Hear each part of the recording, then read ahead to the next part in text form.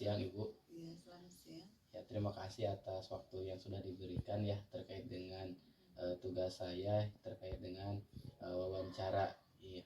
Nah, jadi di tugas CGP itu ada wawancara kepada kepala sekolah dan juga pimpinan yang lain tentunya. Nah, salah satunya Ibu gitu. Iya. Nah, di sini saya akan bertanya terkait dengan paradigma, kemudian prinsip dan langkah pengujian ya pada saat di sekolah seperti itu. Nah, Ibu kira-kira nih Ibu di sekolah itu bagaimana cara Ibu dapat mengidentifikasi kasus-kasus yang merupakan dilema etika atau bujukan moral, Bu? Nah, Mengidentifikasi. Ya, mengidentifikasinya seperti apa gitu, Bu? Misalkan ada mungkin disiplin ya, Ya. ke arah disiplin. Jadi mulai dari masuk guru-guru jam berapa, pulangnya jam berapa. Sebetulnya kalau dilaksanakan menurut aturan harusnya masuk jam 7.30. Tapi dimulai jam 8 karena persiapan dulu. Terus pulang juga harusnya jam 14 ya, 14.30. Tapi karena ada lagi kesibukan yang harus dilaksanakan oleh guru tersebut atau CGP, akhirnya meninggalkan kelas. Dan itu saya bolehkan karena 1-2 hal alasan gitu. Oke, dari tadi ya, ketika berarti ini masalah waktu ya, waktu masuk dan juga pulang dari guru gitu kan di sekolah Ibu. Nah, apakah untuk kasus-kasus tersebut ya, ini kan sama-sama benar atau sama-sama mengandung nilai kebajikan kan gitu ya. Yeah. Nah, apakah untuk menjalankan pengambilan keputusannya itu seperti apa, Bu? Seperti itu. Mengambil keputusannya. Ya, menjalankan pengambilan keputusannya seperti apa? Kalau dari segi pendisiplinan mungkin lebih ke fleksibel saja, karena yang saya alami adalah bahwa banyak sekali kesibukan yang guru-guru hadapi, tapi menyangkut tentang hak dan kewajiban baik siswa maupun guru, akhirnya mungkin fleksibel. Saya lebih ke fleksibel karena apa? Karena kalau saya tuntut lebih kepada aturan, akhirnya nanti mereka tidak lagi melaksanakan tugas dengan baik, tidak lagi nyaman. Terus mereka juga tidak bisa melaksanakan kegiatan yang lain. Yang jelas tugas dan kewajiban mereka dilaksanakan dengan baik dan tidak meninggalkan kewajibannya sebagai pendidik di kelas dan juga sebagai guru di sekolah. Oke, berarti itu sudah masuk kepada langkah ya atau prosedur Ibu yang dalam melakukan keputusan yang seperti tadi gitu kan. Artinya lebih ke fleksibel seperti itu ya.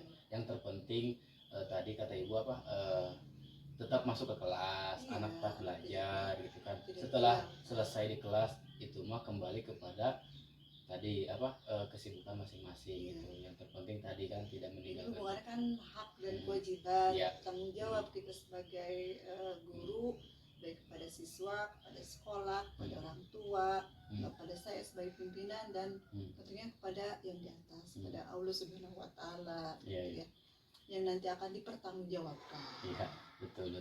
Nah, kira-kira Bu, selama ini nih ya, yang Ibu anggap efektif dalam pengambilan keputusan pada kasus-kasus dilema etika, hal apa saja?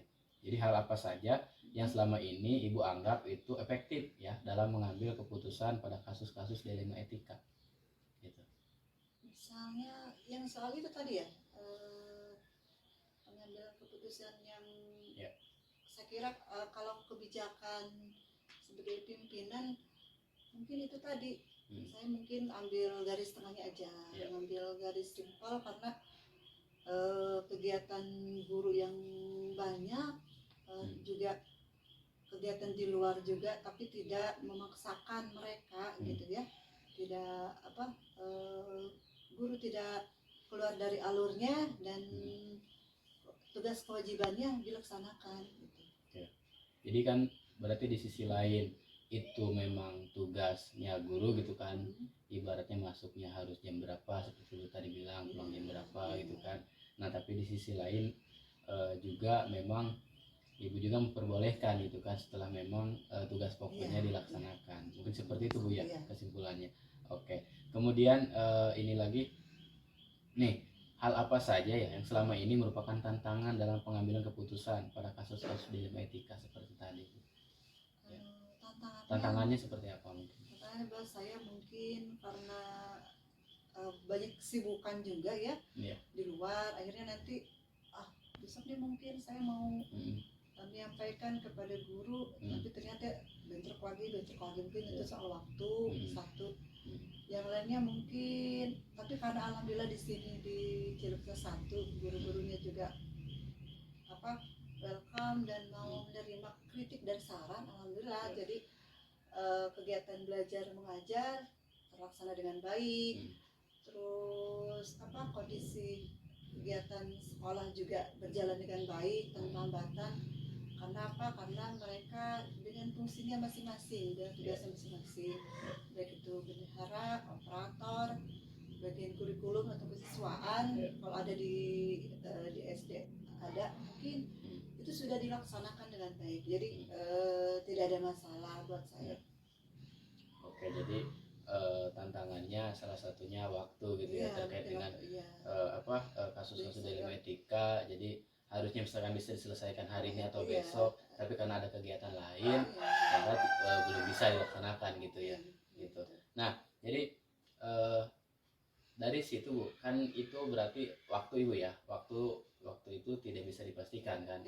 Nah apakah ada cara lain gitu ya Bu, tata kelola lain gitu ya, atau jadwal misalkan jadwal tertentu dalam sebuah penyelesaian dilema etika gitu? Apakah misalkan langsung menyelesaikannya di tempat, apakah memiliki jadwal tertentu gitu ya untuk menyelesaikan hal-hal seperti itu gitu? Apa prosedurnya seperti apa yang Ibu laksanakan? Sebetulnya kalau ada masalah sih dijadwalkan untuk diselesaikan. Kapan waktunya dan tunjuk orangnya siapa orangnya yang bermasalah gitu.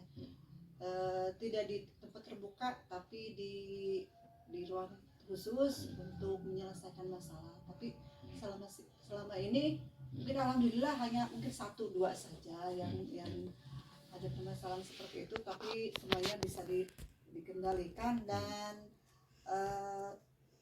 karena itu tadi fleksibel, kita ada dari guru dan kepala sekolah ada komunikasi yang baik, kolaborasi, kontribusinya, jadi ada mereka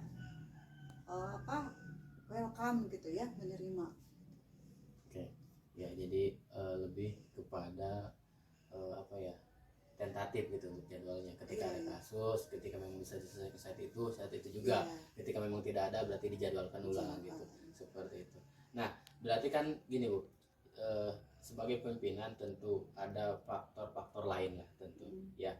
Apakah seseorang atau faktor-faktor lain yang selama ini mempermudah atau membantu Ibu dalam mengambil keputusan pada kasus dilema etika? Nah, ada gak seseorang itu atau faktor-faktor apa gitu yang mempermudah Ibu dalam mengambil keputusan dalam kasus-kasus dilema etika? Oh iya ada.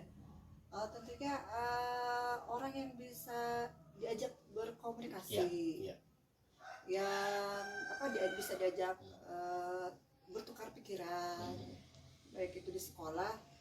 Tapi selama ini di sini di Cilepsa 1 semua bisa diajak kerjasama, bisa diajak berkolaborasi, bertukar pikiran mengenai perkembangan dan kegiatan sekolah. Berarti bukan hanya satu ya, banyak ya? Banyak, alhamdulillah. Iya banyak, berarti artinya semua orang berkontribusi gitu ya kepada keputusan yang Ibu ambil gitu, seperti itu. Nah dalam ini nih, jadi ini sudah masuk ke tahap akhir kita percakapan ini sudah masuk ke tahap akhir. Nah jadi pembelajaran apa nih Bu yang bisa Ibu petik dari pengalaman Ibu dalam mengambil keputusan dalam dilema etika? Keputusan yang pembelajaran kesimpulan kesimpulannya Ya, mungkin ya. ya pembelajaran Refleksi, yang ya. ya refleksi ibu. Jadi Iya. setelah ibu mengambil keputusan terkait dengan dilema etika, nah pembelajaran bagi ibu seperti apa tuh? Bahwa kita tidak bisa mengambil keputusan sendiri karena apa? Karena kita sebagai makhluk sosial punya lingkungan ya, yang di sekeliling kita punya punya kegiatan yang lain, punya perasaan, punya hati, dan punya banyak permasalahan. Jadi meskipun kita punya masalah, tapi kalau kita mau berbagi ya dengan guru-guru yang lain, tentunya mereka juga punya masukan yang baik. Jadi masukan yang baik dan yang baik itu bisa kita laksanakan gitu. Kenapa tidak gitu? Jadi tidak bisa sendiri mengambil keputusan karena yang kita lakukan adalah kita tidak bisa mengambil ego sendiri, tidak bisa mengambil keputusan sendiri karena banyak orang-orang yang ada di lingkungan kita, gitu, yang ada di lingkungan sekolah. Ya, jadi tentu jadi betul ya, pembelajarannya adalah dalam mengambil keputusan itu tidak sewenang-wenang memang itu muncul dari pikiran atau pribadi kita gitu ya, tapi hasil dari pertimbangan, hasil dari musyawarah mungkin itu ya, mungkin masukan ya seperti itu. Oke, baik Ibu, terima kasih atas waktunya, sangat menarik sekali percakapan ini. Mudah-mudahan kedepannya kita bisa lebih baik lagi ketika menemukan atau mengambil keputusan, kita bisa lebih bijak lagi seperti itu. Terima kasih Bu atas waktunya. Assalamualaikum warahmatullahi wabarakatuh.